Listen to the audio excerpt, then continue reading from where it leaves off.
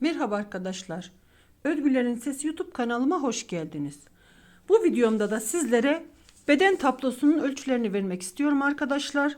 Sık sık soran arkadaşlarım var. İşte 44 bedene kaç ilmek atmam lazım? 38'e kaç ilmek atmam gerekiyor diye soran arkadaşlarım var. Onun için de bu videoyu çekme gereği duydum. Şimdi anlatıma geçmeden önce halen kanalıma abone olmayan arkadaşlarım varsa kanalıma abone olup beğeni yapıp yorum yaparsanız sevinirim. Ayrıca sağ alt köşedeki zil butonumuzu da aktif hale getirerek yayınlayacağımız videolardan haberdar olursunuz. Öncelikle arkadaşlar bu beden tablosunun ekran görüntüsünü alın ve bir kenara not edin. Şimdi beden tablomuzda 38-40 beden için önler 26-27 santim. Arka bedenimizde 50 santim. 42-44 beden için önler 28-29 santim. Arkada 54 santim. 46-48 beden önler 31-32 santim. Arka 60 santim. 50-52 beden için önler 34-35 santim. Arka bedenimizde 66 santim. Şimdi diyeceksiniz ki tamam verdiniz ama biz bunu nasıl ayarlayacağız? Şimdi size şöyle izah edeyim arkadaşlar.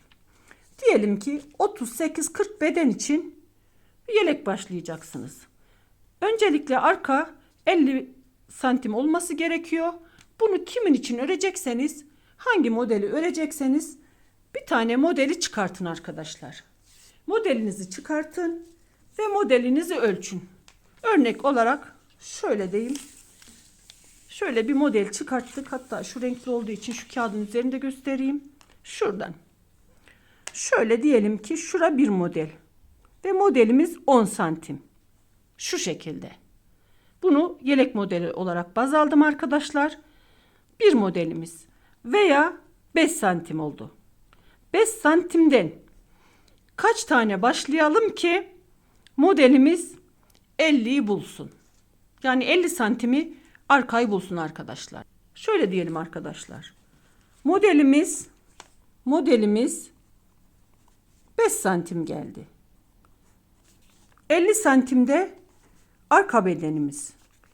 Bunu nasıl yapalım ki 50 santime ulaşsın? 5 santim modelden kaç tane yapmamız gerekiyor? 50 bölü 5. Şimdi 50'yi 5'e bölüyoruz. 50'de 5. 1 kere 5. 5. 5'ten 5'i çıkarttık 0. Burada kaldı 0. Bu sıfırı da buraya koyuyoruz. 10 model başlamamız gerekiyor. 10 model olarak başlamamız gerekiyor. Diyelim ki modelimiz 10 santim geldi. Bu 38-40 beden için geçerli arkadaşlar. Yine model diyelim ki 10 santim. Arka 50 santim. Yine ne yapmamız gerekiyor? 50 bölü 10. 50 bölü 10. 50'de 10 kaç defa var arkadaşlar? 5 defa. 5 kere 10 50. Kaç model? 5 model yapmamız gerekiyor. Bu şekilde arkadaşlar. Diyelim ki 46-44 yapacaksınız. 60 santim. Yine dediğim gibi modelimizi ölçelim. Kaç santim geliyorsa 60'a bölelim. Bu şekilde bedenimizi oluşturabiliriz arkadaşlar. Zaten önleri de arka bedene göre ayarlıyoruz. Diyelim ki 46-48 bedeni arkayı 60 santim yaptık. Bunu ikiye bölüyoruz arkadaşlar. 30 santim eder. Kenar ilmeklerimizle birlikte 31-32 santim olması gerekiyor. Modelimizi 60 santim arkaya ördükten sonra böldüğümüz diyelim ki buraya 10 tane model koyduk arkaya. Önlere daha sonra yarısını koyuyoruz arkadaşlar. 10 modelin yarısı 5 model örneğin. 5 model artı kenar lastiği. Diyelim ki 42-44 beden öreceğiz. Bu da aynı şekilde. 54 santim arka için arkadaşlar. Önce arkayı ayarlıyorum arkadaşlar ben. Bana en mantıklısı bu geliyor. Arkayı da 54 santim olarak nasıl yapabiliriz? Dediğim gibi kime örüyorsanız arkadaşlar. Arka bedenini ölçüyoruz. Diyelim ki 54 santim geldi.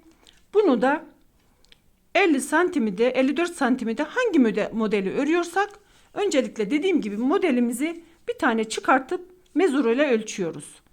Diyelim ki o da 5 santim geldi. 54 bölü 5 bölüyoruz. Ona göre kalan ilmek sayımızı böldüğümüz sayı bizim ilmek sayımız arkadaşlar. O ilmek sayımıza göre modelimizi başlıyoruz. Diyelim ki o da 7 model oldu arka. 7 model olduysa önleri nasıl yapabiliriz diyeniz. 3,5 model değil, onu da 4 model olarak koyabiliriz arkadaşlar. Bazı modeller, örneğin dediğim gibi 7 model arkayı başladığımız zaman 7 model arkayı yaptığımız zaman bunun yarısı 3,5 eder. 3,5 modelde bazı modeller denk gelmez. Bunun için bunu 4 model olarak yapmamız mantıklı. 4 artı kenar pata arkadaşlar. Kenar lastiğimiz yani. 4 modele kenar patımızı ekliyoruz. Bu arkamızı öne 4 model olarak başladığımız zaman hani 7 modeli 4 model başlıyoruz ya arkadaşlar. 4 model haricinde patımızı yani kenar lastiğimizi başlıyoruz. Onu baz alarak bu şekilde beden ayarlaması yapabiliriz. Şöyle tekrardan göstereyim arkadaşlar. Bunun da ekran görüntüsünü alın. Umarım anlaşılır bir video olmuştur arkadaşlar. Beden ayarlamalarımızı buna göre ayarlayabiliriz. Beni izlediğiniz için teşekkür ediyorum. Yeni videolarımda görüşmek üzere. Hoşça kalın. Allah'a emanet olunuz.